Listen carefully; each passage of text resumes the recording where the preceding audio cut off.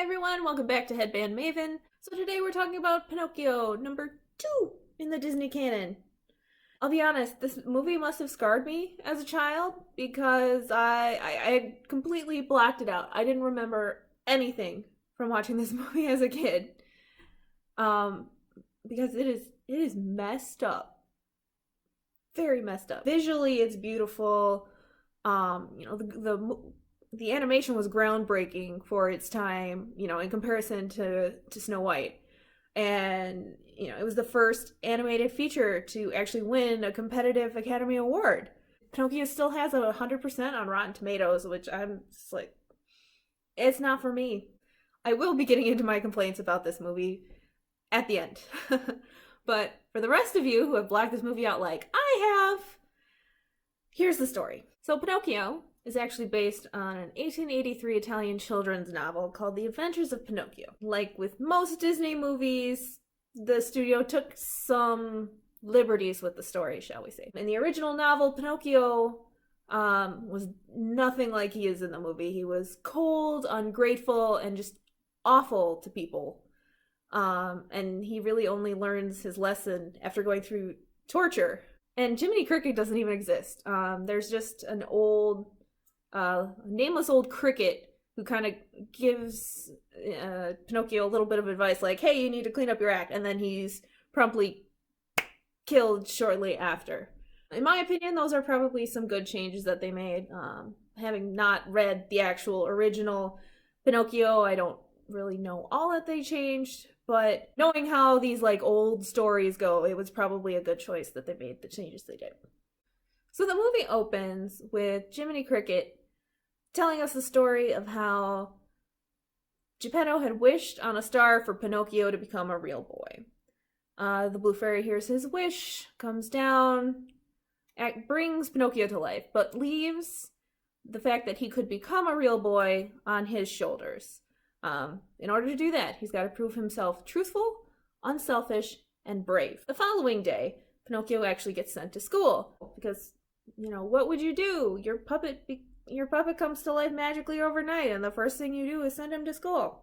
Of course. So Pinocchio goes to school, but he doesn't make it to school because he's intercepted by Honest John and Gideon, who convince him to join Stromboli's puppet show. The show ends up going so well that Stromboli just does not want to let Pinocchio go, so he locks him up and intends to take him on a European tour. Fortunately for Pinocchio, the Blue Fairy comes and saves him. This is like a one-time deal. I'm only doing this once, kid. You gotta clean up your act. No more lying. None of that. So after being freed, Pinocchio runs home to try and turn his life around. But who does he run into? But Honest John and Gideon again, who are no longer interested in selling him to Stromboli. Instead, they've made a deal with the coachman to gather up as many bad little boys as they can. And Pinocchio's a pretty bad boy, I would say. So Pinocchio ends up on the coach to Pleasure Island, which is filled with boys, just, destroying things and getting into fights and smoking and playing pool and just ripping the entire island to shreds, basically literally making jackasses of themselves. Because we find out that at Pleasure Island, if you make a jackass out of yourself, you turn into a jackass. I'm talking an actual donkey here. It's horrifying on so many levels. You watch these boys begging for their mom, they finally realized, oh my god, I don't want to do this anymore. I want to go home. I want my mommy. And they either get thrown into the pen because they're still too human, or they get shipped off to the soul mines. It's disturbing.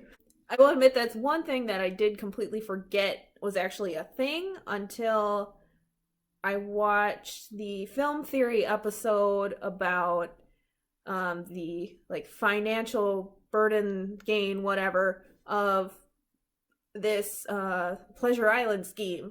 I don't really remember what the outcome was, but it kind of tainted my opinion of this movie going into it, I will admit, because I knew it was coming, and I just had this feeling in the pit of my stomach, oh god, it's coming, I don't want to watch it. I will link that video down in the description, because it's actually really interesting. Again, I don't remember what the outcome was. I should have watched it before I actually filmed this video. Alright, anyway, continuing. Pinocchio, with the help of Jiminy, who has also managed to actually make his way to Pleasure Island, managed to escape with little more than donkey ears and a tail. And at which point, he goes home, finally, to find that Geppetto has actually gone looking for him and gotten lost. Blue Fairy sends him a note saying that he's been swallowed by a whale. So what is a boy to do but to go into the ocean in search of his father? So Pinocchio and Jiminy end up actually finding Geppetto, and Geppetto has basically given up hope of ever getting home. But Pinocchio has the idea of setting a fire inside the whale's mouth so that he sneezes them out, and they all wake up on the beach. And Geppetto's all sad because it seems like Pinocchio has died. You see him he's brought Pinocchio home. He's laying on the bed, crying. And the Blue Fairy, having seen all of that, everything that's happened, has decided that Pinocchio deserves to be a real boy. And so he becomes a real boy. And somehow Jiminy earns a 24-karat gold medal for being a good conscience. Despite being really shit at his job. And he shouldn't have gotten hired in the first place. Should have gotten fired after oversleeping on the first day. We get caught up in the when you wish upon a star thing, that I think we also have to remember you have to be careful what you wish for. Because while Geppetto did wish for Pinocchio to be a real boy, he did not wish for all of this shit to happen.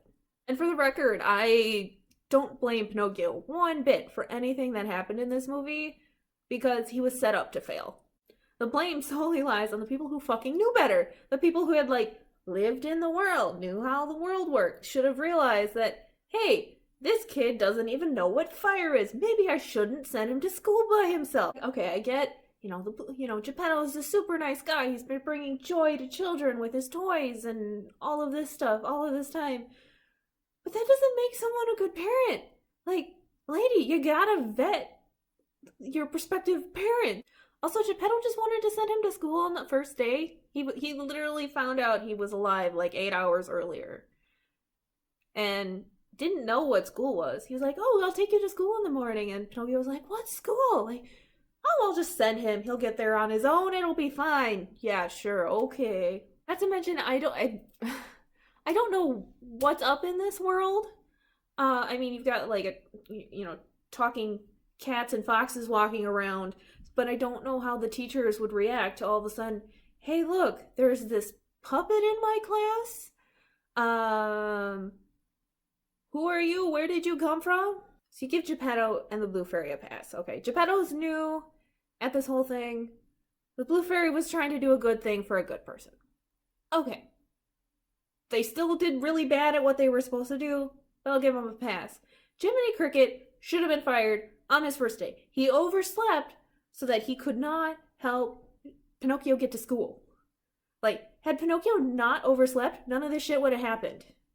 So, for the Blue Fairy at the end of the movie to be like, hey, you did such a good job, you're officially you're officially a conscience now. It's bullshit. You shouldn't be getting medals for not even doing your job properly. That's bullshit.